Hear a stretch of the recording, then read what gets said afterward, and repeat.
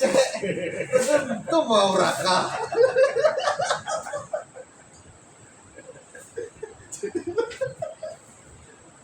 Mau tak umpet benar ini guys. Oh iya cek. Oh iya kira orang langsung mau. Oh iya cek. Lek langsung ibaratnya oke. Oh iya cek. Iya. Nah, krunya lagi sibuk nih masalah kamera aku. Saya sebelumnya ini amatiran dari tadi kok kami saja langsung jadi dulu. Awal pemula soalnya. Bang, enggak, Pak. Malah sampai itu. Lah mau bilang lagi. Iya oke. Gorengan sih. Ayo lagi nih. Apa?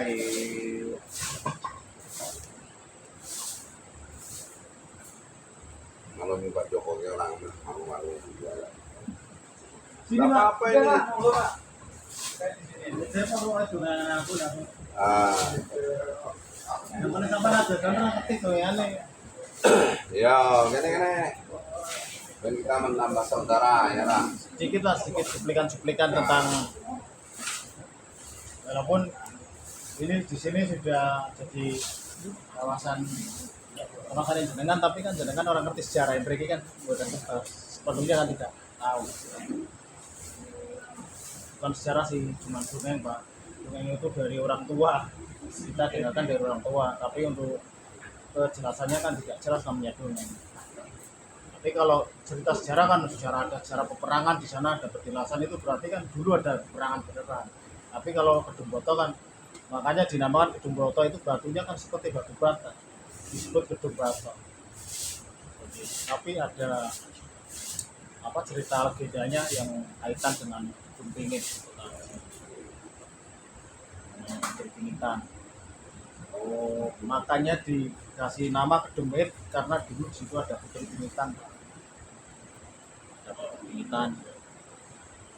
Putri Pingitan itu dulu ini sekedar dijepit-jepit saja lah ya biar lama. Itu ada permintaan namanya jangan kok ngeros Jawa nih.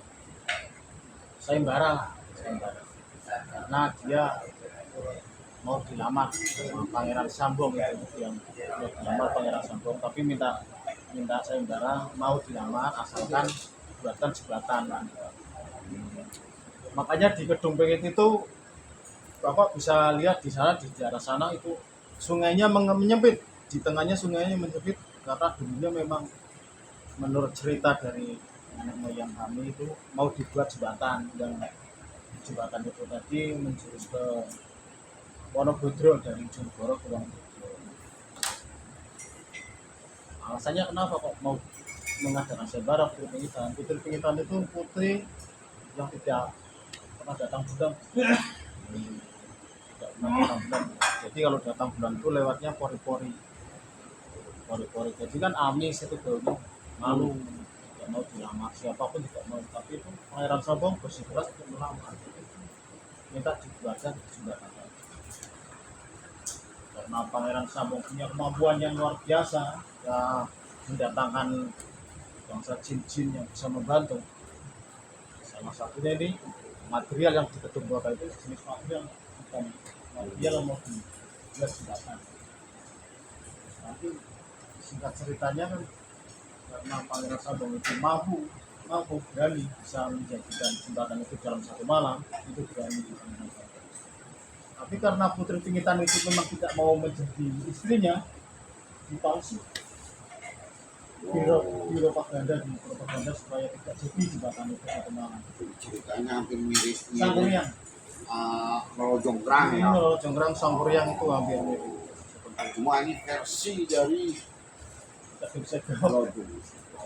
Itu memang cerita turun-temurun seperti itu. Jadi rata-rata orang yang di Gedung Sikok itu ya, kalau setelah saya mungkin banyak sih yang bisa cerita tentang itu walaupun tidak mendetil. Tapi kalau saya kalau mau mendetil bisa kok, cuma waktunya. Nah, itu singkat ceritanya, karena Putri Pingitan itu memang tidak mau dibuat istri oleh Pangeran Sambong, membuat propaganda supaya kelihatan waktu malam sudah kelihatan pagi. Jadi membuat lembar kain merah di bagian timur dikasih lampu atau tembok aja kan kelihatan seperti matahari terbit. Kemudian di bawah gedung pengen itu ada kampung namanya Nasri, kampung Nasri. Itu orang-orang kampung itu yang disuruh oleh Putri Pintar untuk membuat itu supaya kelihatan sia-sia. Terus ayam-ayam dibangunkan supaya berkokok kan kelihatan sudah pagi. Ya, pembantu Pangeran Sambung itu kan janjinya kan sampai sebelum matahari terbit harus sudah jadi. Tapi karena matahari sudah terbit belum jadi kan pada kabur. Itu saya mengambil batu dari sini membuat jembatan ya kaitannya dengan Sumberjoso, Dumanas, terus Dumbangun itu tadi ada hubungannya. Nah itu kalau diceritakan mungkin lama sekali. Dumanas itu apa, Sumberjoso itu apa, terus Dumbangun itu apa, itu ada kaitannya dengan dari Gedung Botos itu. Ada gedung katanya Tapi yang Bapak sebut tadi itu semuanya masih daerah sendiri. masih daerah ini wilayah Bonsekos semua. Bonsekos itu daerah umum kalau di lautan ya. Karena apa di bumi sama kan wilayahnya itu di Kalahar, Sungai. Saya bisa sedikit berbahasa ini karena saya ini asli kelahiran Bonsekos. Dan saya sekarang aslinya jadi tadi ceritanya nggak jadi. Makanya ada bebatuan yang seperti batuan yang jenengan pagi dulu itu sebenarnya dari sini jalan kaki itu yang sisa-sisa batu dari sini yang mau dibuat jembatan itu ada satu batu yang tersisa di dekat gedungnya di posisinya di gedung bangun itu tadi batunya seperti batu ini tersisa satu yang belum terpasang artinya ada yang juga disakralkan di seperti sini. Itu dekat di apa kaki 10 itu. Iya. Yang jaga Pak Amsar juga. Dia dikasih kayak kuburan itu batunya sama. Seperti batu dari sini hitam, sedikit panjang kalau tidak salah 1 meter. Cukup sakit. Ini batu dari situ memang. Batu itu katanya kalau menurut cerita dunia itu sudah mau diangkat tapi melihat ke timur sudah ada semacam matahari. Jadi dijatuhkan di situ pembantunya Pangeran Sambung sudah semua. Nah Pangeran Sambung tahu Pak kalau bahwa itu yang propaganda itu orang Nasri, kampung Nasri. Nah kampung Nasri itu untuk sama Pangeran Sambung. Bukanlah kamu bukan orang Nasri. Bukan itu. Ya dulu kampung sudah ada makamnya sudah boleh. Yang sekarang jadi begini. Jadi karena begitu. Dulu kampung. Makanya kalau diurut ceritakan dari sini itu satu hari nggak selesai. Satu hari. Dulu ada batu yang besar di tengah kali seperti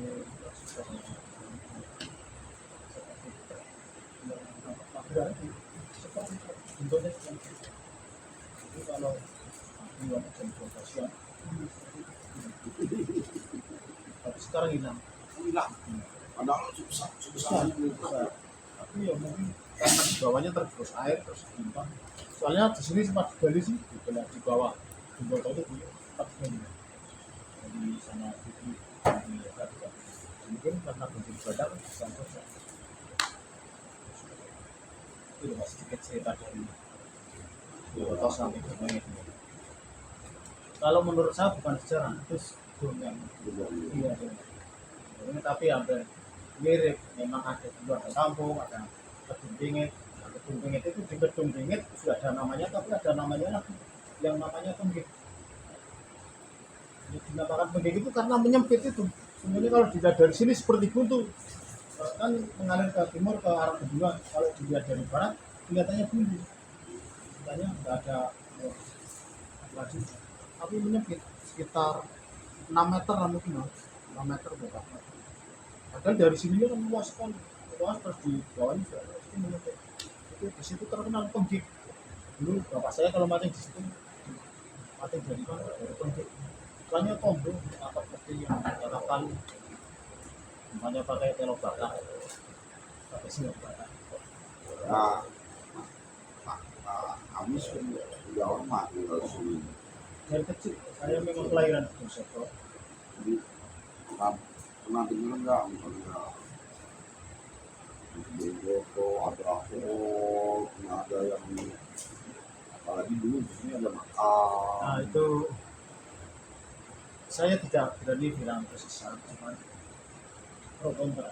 Pro kontra. Jadi ada yang saya, ada yang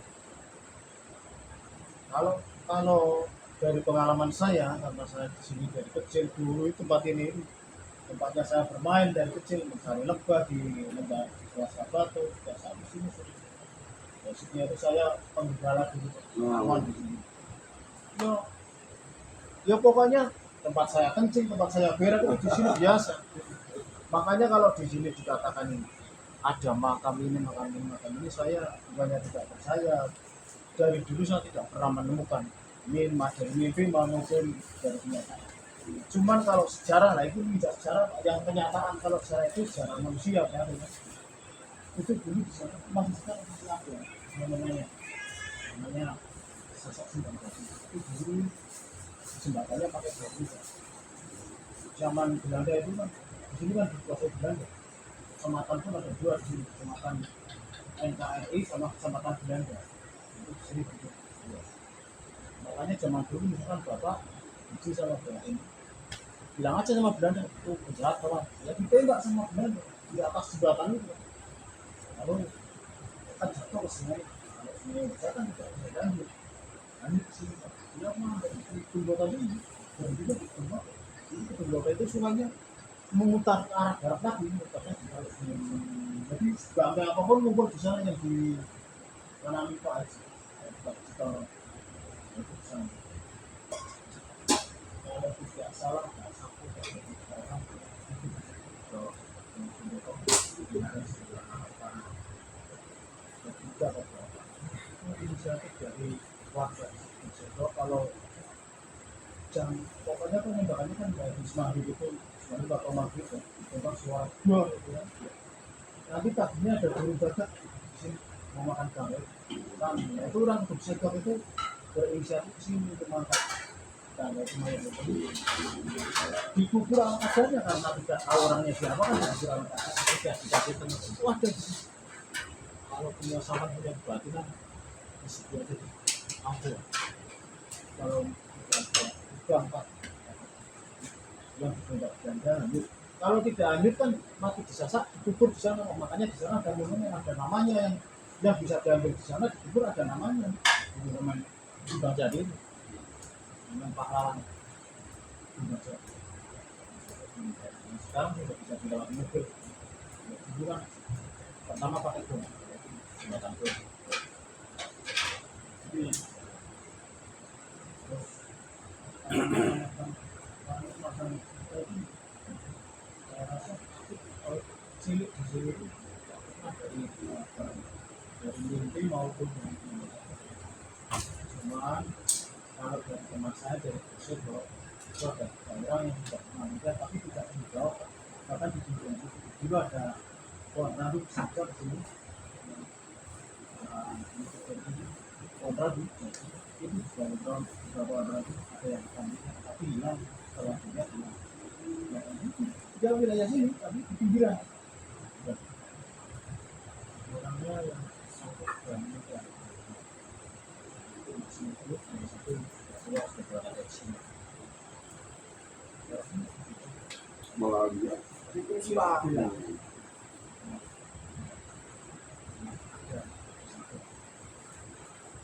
kalau cerita dari apa ya dari itu simpang sini kita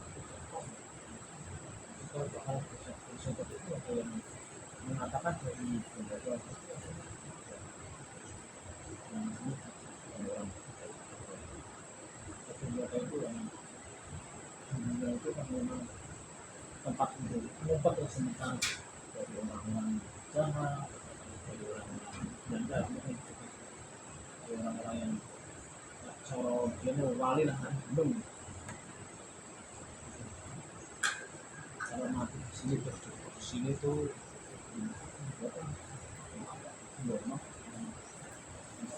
asuransi atau pensiun dini ya.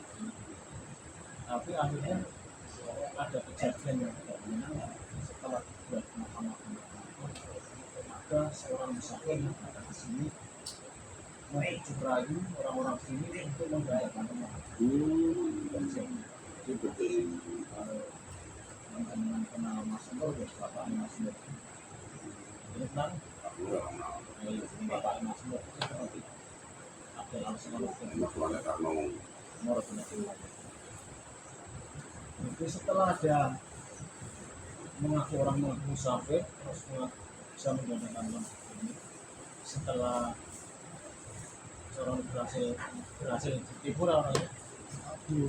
Orangnya juga saya juga pernah debat sama Pak Biono masalah orang yang sedikit menyalahkan Pak Biono kan harusnya kan Pak Biono kalau memang Pak Biono tidak terlibat kan harusnya tetap di situ mewajibkan orang-orang yang kena tipu banyak ke Pak Biono malah tambah mubah ya alasannya macam-macam Pak Biono tapi kan ini ada bilangnya dapat itu sudah saya ya saya juga tahu persis Pak ceritanya tapi bukan banyak itu ya ini lagi kena penyakit yang luar ya tentang begitu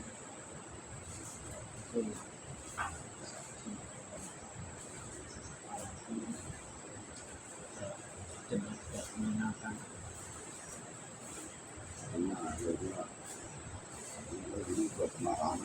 ya, sudah pernah dihaul tapi herannya Pak haul itu di musim kemarau kenapa bisa begitu sama hujan besar itu kan kalau menurut saya kan tidak dihaul yang dihaul itu apa tujuan siapa itu nggak ada nama orang siapa wali siapa saya pun tidak karena saya termasuk orang yang kurang percaya hal itu itu satu saya sudah bilang di sini ya hampir tiap hari itu dulu saya kasih hampir tiap hari main di sini cari mancing cari lebah cari mancing ikan di sini ya kalau yang memang pernah lihat makam itu ya cuma 3 orang hanya sudah pernah sepasang cerita saya temukan semuanya ya sini orang betul ya sampai ngomong karo Pak Ternom arane Pak Marioso arane ki ya teh wong undangane tujuan Pak Marioso Pak Ratmani itu bos nanti cerita masalah tentang itu ini ya nama itu saya toke cari gula mau kelar gula cari gula ini sekarang ya coba Ratmani ini paling kuningan oke kalau Pak Tarno ngomong Pak Ratmani